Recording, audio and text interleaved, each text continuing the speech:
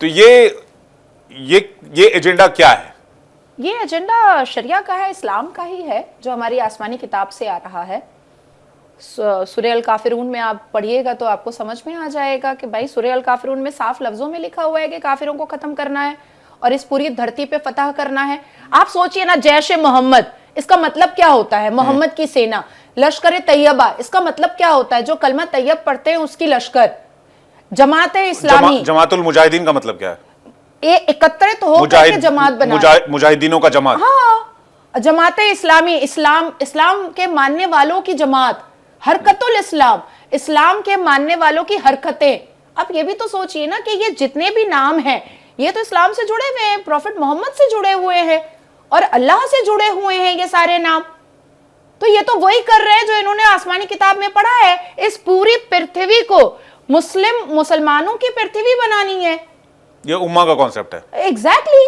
और ये सिर्फ ऐसा नहीं है कि ये सिर्फ शरिया में लिखा हुआ है, ये हमारे अल कुरान में खुद लिखा हुआ है, बिल्कुल लिखा हुआ है। सूरह अल काफिरून उठा करके पढ़े, सूरह अल अनफल उठा करके पढ़े कि कैसे लूटना है, मारना है, काटना है, खत्म करना है। यहां तक कि कई आयतों में यहां तक लिखा हुआ है कि अगर आपके सामने कोई काफिर आ जाए तो आप उसको ऐसे सिंपल मत मारो, आप उनको डुबाओ, उनको उनकी चमड़ियां उधेड़ो, उनको गर्म पानी में उनको डालो और उसके बाद फिर उसको मृत्यु दंड दो। अब उस प्रोसेस में अगर वो इस्लाम कबूल कर लेता है तो मतलब वो सूरह तौबा में आ जाता है कि अगर वो इस्लाम कबूल कर लेता है तो अल्लाह बहुत बड़ा है, उसको बख्शने वाला। और अगर तब भी वो इस्लाम बांग्लादेश में भी तो शायद कुछ यही खबरें मिल रही हैं कि सबको कहा जा रहा है कि आप इस्लाम कबूल कर लो, ऑब्वियसली। वरना आप सोचो ना कि प्रोफेसर जो वहां के हैं उनको या तो आप रिजाइन करो या तो इस्लाम कबूल करो। वहां पर जितने 2 फुट या 3 फुट या मौलाना है वो क्या कह रहे हैं कि आईएएस की सीट पर वो बैठेगा जो ला इलाहा इल्लल्लाह मुहम्मदुर रसूलुल्लाह पढ़ना जानता होगा, आईपीएस के चेयर पर वो बैठेगा जो अशहदु अल्ला इलाहा इल्लल्लाह व अशहदु अन्ना मुहम्मदन अब्दुहु व रसूलुहु पढ़ना जानता होगा।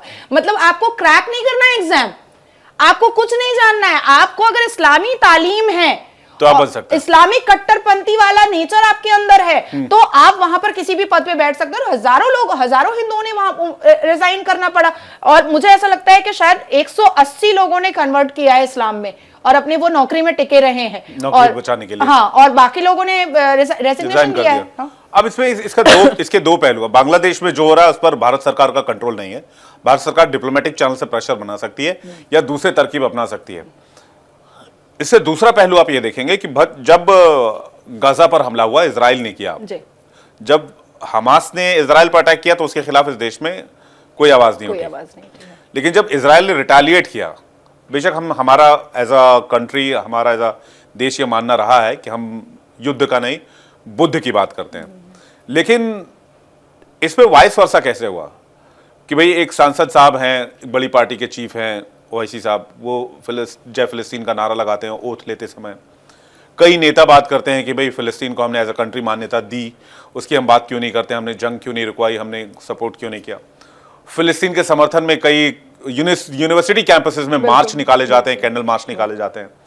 लेकिन वही चीज जब माइनॉरिटी हिंदुओं को निशाना बनाया जाता है बांग्लादेश में तो नहीं होती। रईसी में बस पर अटैक किया जाता है, जम्मू के रईसी में बस पर अटैक किया जाता है तो श्रद्धालुओं की मौत होती है, तो उस पर नहीं होता है। तो जब हिंदू किसी देश में माइनॉरिटी है उनको टारगेट किया जाता है तब इस देश में कोई नहीं बोलता। हालांकि आज की तारीख में सब ये कह रहे हैं कि भाई सरकार, केंद्र सरकार, मोदी सरकार कुछ करे, लेकिन उसको कंडेम क्यों कोई नहीं कर रहा है, आलोचना कोई नहीं कर रहा। जो हो रहा है गलत हो रहा है। कुछ एक पार्टियां कर रही हैं, लेकिन एक मौलानाओं की बड़ी जमात है, उनमें से भी कुछ है जो कर रहे हैं, लेकिन खुलकर कोई कुछ नहीं कह रहा कि भाई ये जो हो रहा है ये गलत हो रहा है और ये धर्म के खिलाफ है, ये जो कर रहे हैं वो अधर्म कर रहे हैं, अधार्मिक कर रहे हैं।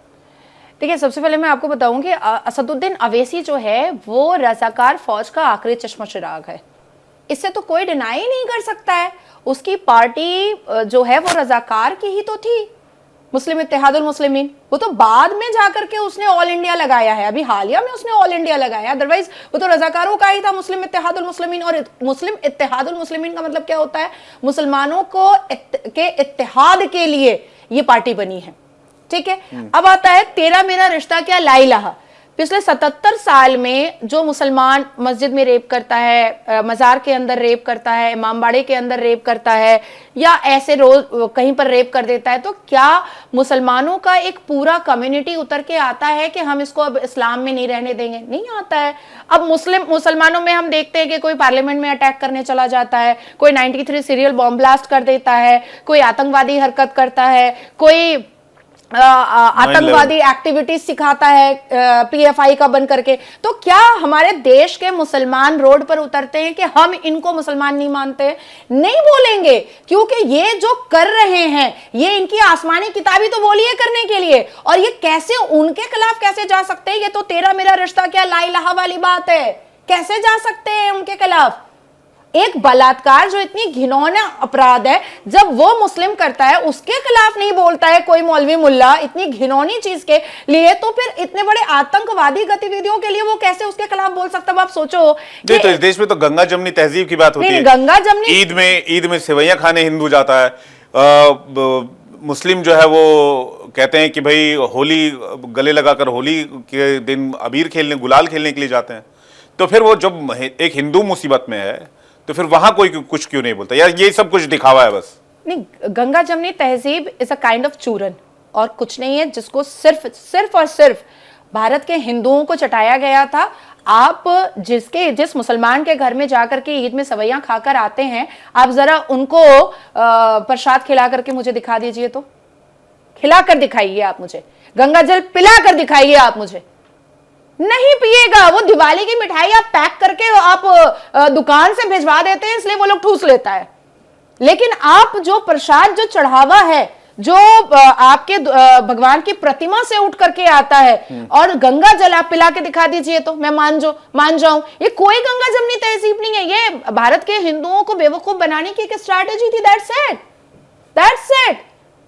ऑल आइज ऑन राफा लिख सकते हैं ये लोग, ऑल आइज ऑन फिलिस्तीन लिख सकते हैं, ऑल आइज ऑन बांग्लादेश नहीं लिख सकते हैं ये लोग, नहीं लिखेंगे, क्योंकि वहां पर टेररिज्म ऑर्गेनाइजेशन मोहम्मद यूनुस के नेतृत्व में जो कर रहा है वो इस्लाम के हिसाब से सही कर रहा है, इस्लाम के हिसाब से गलत नहीं कर रहा है।